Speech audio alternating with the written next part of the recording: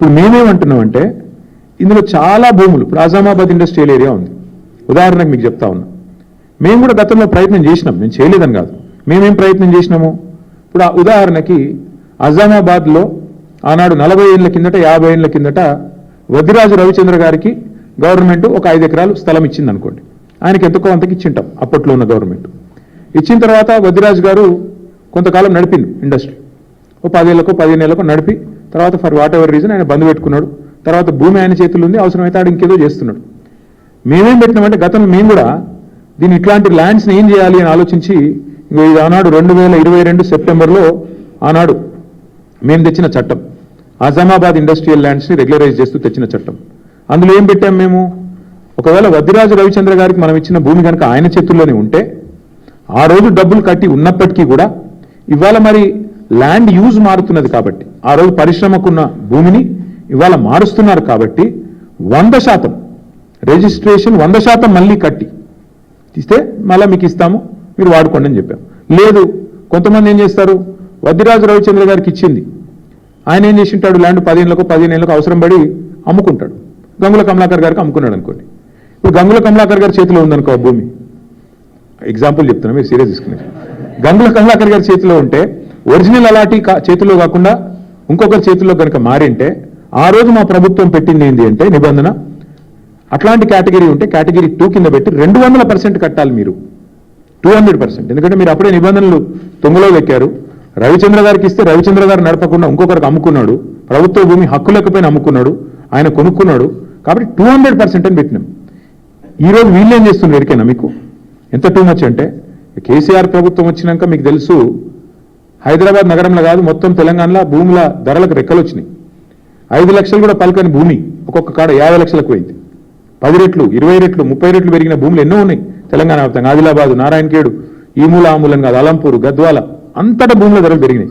ఇవాళ రేవంత్ రెడ్డి గారు ఏం చేస్తున్నారంటే, ఆయన ప్రభుత్వం ఏం ఆలోచన, ఎంత పెద్ద కుంభకోణం అంటే ఇదేం పాలసీ అంటే తెలుసా మీకు, ఈ 9292 ఎకరాలు వీళ్ళు ఏం చేస్తారట అంటే, మా గవర్నమెంట్లో మేమున్నప్పుడేమో 100% SRO రేట్ చెల్లించాలా, ఒరిజినల్ అలాంటి చేతిలో ఉంటే, ఒరిజినల్ అలాంటి చేతిలో కాకుండా ఇంకోటి చేతికి పోతే 200% అని పెడితే, రేవంత్ రెడ్డి ఏమంటున్నాడు, కేవలం అప్లికేషన్ పెట్టుకుంటే వారం రోజుల్లో పర్మిషన్ ఇస్తారట. ఏది TS ఐపాస్ లెక్క, అర్జెంటుగా డబ్బులు కావాలి కాబట్టి, అర్జెంటుగా లూట్ చేయాలి కాబట్టి వారం రోజుల్లో పర్మిషన్, మరొక వారం రోజుల్లో స్పెషల్ CS ఆధ్వర్యంలో కమిటీ అప్రూవల్, మరొక వారం రోజుల్లో ఫీజు డిమాండ్ నోటీస్, 45 రోజుల్లో మొత్తం ప్రక్రియ పూర్తి. అన్నింటికి మించిన హైలైట్ ఏంటంటే 100% 200% నిబంధన మనం పెడితే మన కేసీఆర్ గవర్నమెంట్లో 30% పెడితే చాలంట. ఎంత హైలైట్ అంటే 30% చాలంటే, ఇది 30% SRO విలువ. ఉదాహరణకి మీకు ఎగ్జాంపుల్ చెప్తాను. అజామాబాద్లో ప్రస్తుతం SRO విలువ, SRO వాల్యుయేషన్ 32,000 రూపాయలు ఉంది, కానీ అక్కడ మార్కెట్లో 1,50,000 ఉంటుంది. యాజ్ ఇట్ ఈస్ 5 రెట్ల తేడా ఉంటుంది. బాలానగర్లో 45,000 ఉంది, కానీ బయట మార్కెట్లో 2 లక్షలు ఉంటుంది. జీడిమెట్లలో 32,000, 12,000 నుంచి 32,000 ఉంది, మార్కెట్ వాల్యూ దగ్గర 1,00,000 ఉంది. నాచారంలో 2,300 రూపాయల నుంచి 37,000 దాకా ఉంది, మార్కెట్ వాల్యూ 1,00,000 ఉంది గజం నేను చెప్పేది. చెర్లపల్లిలో 10,000 ఉంది గజం SRO ప్రకారం, మార్కెట్ వాల్యూ కనీసం 75,000-80,000 ఉంటుంది. మల్లాపూర్లో కేవలం 8,400 ఉంది SRO వాల్యుయేషన్, మార్కెట్ వాల్యూ కనీసం 70,000-75,000 ఉంటుంది. ఇప్పుడు వాళ్ళు చెప్పే, రేవంత్ రెడ్డి చెప్పే లెక్క ఏంటంటే, చెర్లపల్లిలో నీకు ఇండస్ట్రీ ఉందనుకో, మార్కెట్ వాల్యూ అక్కడ 1,00,000 ఉన్నప్పటికీ SRO వాల్యూ 10,000 ఉంటే రేవంత్ రెడ్డి గారు ఏమంటున్నారు, మీరు అందులో 3,000 కడితే చాలంట, మీకు ఇచ్చేస్తాం 45 రోజుల్లో. ఇంకా హైలైట్ చెప్తాను మీకు. ఉదాహరణకి అంటే కేసీఆర్ ప్రభుత్వంలో ఆజామాబాద్లో మీకు ఈ ల్యాండ్ మీకు ఉంటే మీరు దాన్ని రెగ్యులరైజ్ చేసుకోవాలంటే మీరు 32,000 అక్కడ మార్కెట్ SRO వాల్యూ ఉంటే మీరు చేతులు కింద మారింటే 64,000 కట్టాలని మనం పెట్టినాం. ఇప్పుడు రేవంత్ రెడ్డి గారు ఏమంటున్నారు తెలుసా, 32,000 వాల్యూ ఉంటే SROది కేవలం 10-11,000 కడితే చాలు, మీకు ఇచ్చేస్తాం, మీరు తీసేసుకోండి. అంటే దీని వెనక ఉన్న కుంభకోణంలో ఇక్కడ మెయిన్ పాయింట్ ఏంటంటే, ఇవాళ ఒక ముఠా జరుగుతుంది హైదరాబాద్లో. ఆ ముఠా సభ్యులు ఎవరెవరే అంటే ఏవీ రెడ్డి, కొండల్ రెడ్డి, తిరుపతి రెడ్డి, కృష్ణారెడ్డి, వీళ్ళు ఎవరో కాదు, అంతా ముఖ్యమంత్రి గారి బిజినెస్ పార్ట్నర్లు, ఆయన కుటుంబ సభ్యులు. మొత్తం అగ్రిమెంట్లు చేసి పెట్టుకున్నారు ఇవన్నీ. మొత్తం ఈ భూములన్నిటికీ అగ్రిమెంట్లు, వెనకాల ఎంఓయూలు, ఒప్పందాలు అన్ని కుదుర్చుకున్న తర్వాతనే మళ్ళీ దీని మీద ఆర్ఆర్ ట్యాక్స్ ఉంటుంది. ప్రతి దగ్గర ప్రభుత్వానికి వచ్చేది 30%, మళ్ళీ తర్వాత 60%, 70% రేవంత్ రెడ్డి గారికి, కాంగ్రెస్కు ట్యాక్స్ కట్టాలి, కప్పం కట్టవలసిందే. ఈ లెవెల్లో అంటే ఒక 4-5 లక్షల కోట్ల భూములకు వీళ్ళు పెట్టిన టెండర్ ఇది. నేను అడిగేది ఒక్కటే, మీరు ఆలోచించండి దయచేసి. మొన్న మీరు జూబ్లీహిల్స్ ఎలక్షన్ చూసినారు.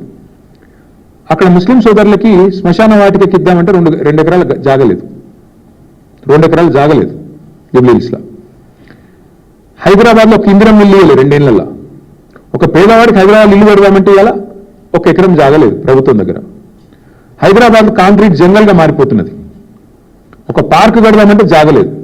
నేను ఇవాళ రేవంత్ రెడ్డిని అడుగుతున్నా, 9,292 ఎకరాల విలువైన భూమి నువ్వెందుకు ప్రైవేటులకు దారాదత్తం చేస్తున్నావు? ఇది ప్రభుత్వ భూమి కదా. ప్రభుత్వ భూమిని మీరు పారిశ్రామికీకరణ కోసం, పారిశ్రామిక అవసరాల కోసం ప్రైవేట్ వ్యక్తులకు రాయితీ మీద ఇచ్చిన భూమి. ఎందుకు వాళ్ళ కండిషన్ పెడతలేవు? నీకు నిజంగా డబ్బులు కావాలంటే ఓపెన్ మార్కెట్లో ఆక్షన్ పెట్టు, ఓపెన్ మార్కెట్లో ఆక్షన్ పెట్టి వాళ్ళని కూడా పాల్గొనమను. వెనక్కి తీసుకో, క్యాన్సిల్ చేయి. నీకు పరిశ్రమ కోసం కేటాయించినా నువ్వు పరిశ్రమ నడుపుతలేవు కాబట్టి is is null and white, cancel చేయి, ఓపెన్ భూములు ఆక్షన్ పెట్టు. అది పెడతలేడు. రెండవది, హైదరాబాద్లో మీకు ఇల్లు పెట్టేందుకు జాగలేదు, పార్కుకు జాగలేదు, ఒక్క ఇందిరం ఇల్లు ఇవ్వలేదు నువ్వు. హైదరాబాద్లో శ్మశానాలకు కూడా దిక్కులేదు జాగా.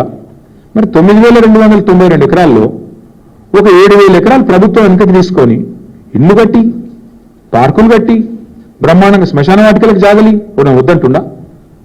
ప్రజల అవసరాలకు హాస్పిటల్ కడదామంటే జాగలేదు. ఇలా హాస్పిటల్ కట్టాలంటే మనం కొనుక్కోవాలి జాగా. ప్రభుత్వం ఏదైనా కొత్తగా ఏదైనా చేయాలంటే కొనుక్కోవాలి. నువ్వేం చేస్తున్నావు?